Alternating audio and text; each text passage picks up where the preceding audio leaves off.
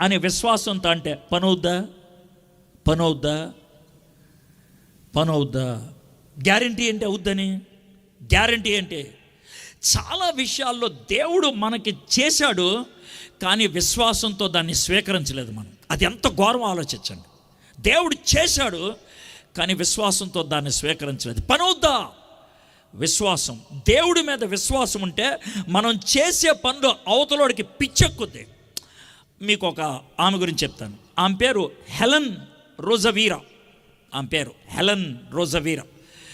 Belfast, northern Ireland బెల్ఫాస్ట్లో మొన్న ఈ మధ్యనే చనిపోయింది. 2016లో ఆమె చనిపోయింది. ఓకే, ఆమె ఆఫ్రికా ఖండములో కాంగో అనేటువంటి ప్రాంతంలో మిషనరీగా పనిచేసింది. దగ్గర 50 ఏళ్ళు. చాలా పేద దేశాల్లో ఒక దేశం కాంగో దేశం. అక్కడ కరెంటు కూడా ఉండదు. చాలా ప్రాంతాల్లో ఓన్లీ పెద్ద పెద్ద పట్టణాల్లో మాత్రం ఉంటుంది. అయితే అలాంటి మారుమూల ప్రాంతంలో ఒక ఆసుపత్రి కట్టుకుందామే, మిషనరీ ఆసుపత్రి. ఒకరోజు రాత్రి 10 గంటలకే నర్సులు 2 పరిగెత్తుకుంటూ వచ్చారు డాక్టర్ గారి దగ్గరికి. డాక్టర్ గారు ఒక ఆమె వచ్చింది పురిటి నొప్పులతో. అంటే ఆమె గబగబా వెళ్ళిపోయింది. ఆమె పురుడు పోసింది. ఒక చక్కటి బాబు పుట్టాడు. ఆ బాబుని క్యాండిల్ లైట్లో చూస్తున్నారు. వాళ్ళకి కరెంట్ లేదు కదా, క్యాండిల్ లైట్లో ఆ బాబు గురించి చూస్తూ ఉంటే వాళ్ళు కొన్ని నిమిషాలు, 1-2 నిమిషాలు అమ్మను పట్టించుకోలేదు. అమ్మ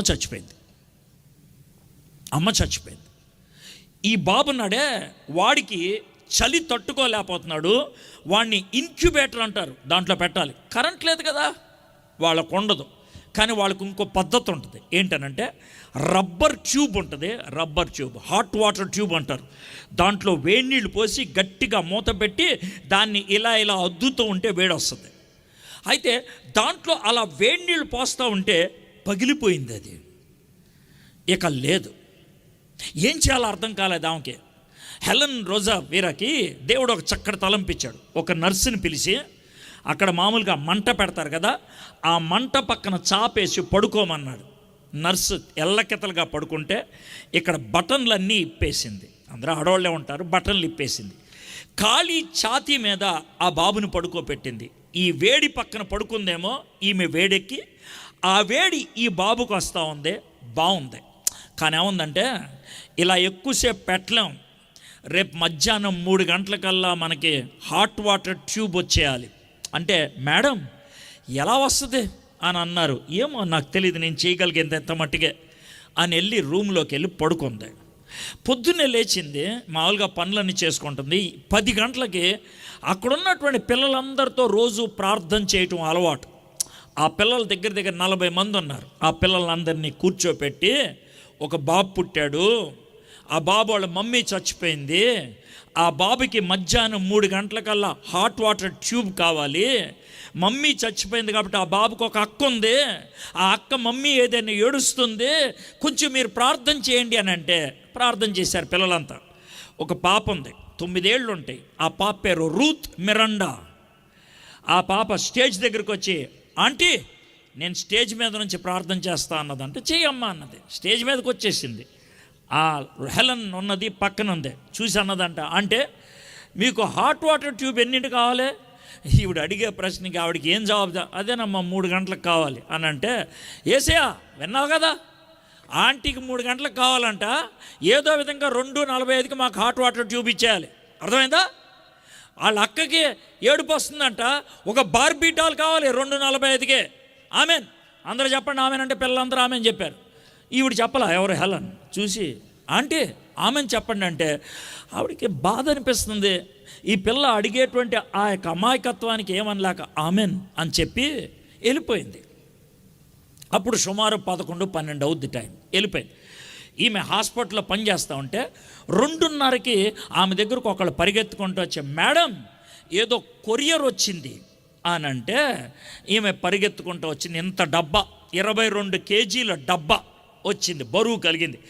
ఆమెకు ఒక్కసారి గుండెలో రాయిపడినట్లు అయ్యింది. అక్కడికి వెళ్తూ పిల్లలందరూ పిలిచారండి అంటే అందరూ పరిగెట్టుకుంటూ వచ్చారు. అందరూ చూస్తున్నప్పుడు దాన్ని కోసి లోనకి చెయ్యి పెట్టి బయటికి లాగితే వచ్చింది హాట్ వాటర్ ట్యూబ్. టైం చూసింది 2:45. అందరూ చప్పట్లు కొట్టేశారు. కానీ రూత్ మిరండా మాత్రం సీరియస్గా చూస్తుంది. రూత్, నువ్వు 2:45కి హాట్ వాటర్ ట్యూబ్ కావాలని అడిగావు, యేసయ్య ఇచ్చేశాడు. నేను ఇంకోటి కూడా అడిగా, ఏంటది? Barbie doll. మళ్ళీ అంతా ఎతికితే బార్బీ డాల్ బయటకు వచ్చింది. అప్పుడు చప్పట్లు కొట్టుకుంటూ వెళ్ళిపోయింది. ఇప్పుడు చూడండి, చప్పట్లు కొట్టద్దు ప్రసంగం టైంలో. అంటే తప్పని కాదు, నా బాధ ఏంటంటే చప్పట్లతో ప్రసంగం వెళ్ళిపోద్దేమో అనేసి. వినండి జాగ్రత్తగా. అయితే హెలెన్కి ఓ ప్రశ్న వచ్చింది. ఈ పాప 11:30 ఎప్పుడో ప్రార్థన చేసింది, 2:45 కల్లా నాకు కొరియర్ వచ్చేసింది. ఒకవేళ ప్రత్యేక విమానం వేసినా కూడా రాదు మా దగ్గరికి, ఎలా వచ్చిందబ్బా అని జాగ్రత్త. డబ్బా వెనక్కి తిప్పి చూస్తే అది ఇంగ్లాండ్ దేశం పైన స్కాట్లాండ్ ఉంటుంది, అక్కడ నుంచి పంపించారు. అయితే దాన్ని పంపించిన తేదీ చూస్తే 5 నెలల ముందు పోస్ట్ చేశారు దాన్ని. 5 నెలల ముందు, జాగ్రత్త వినండి, 5 నెలల ముందు పోస్ట్ అయింది, అవసరం వచ్చిన రోజున అందింది. అంటే అర్థం ఏంటి?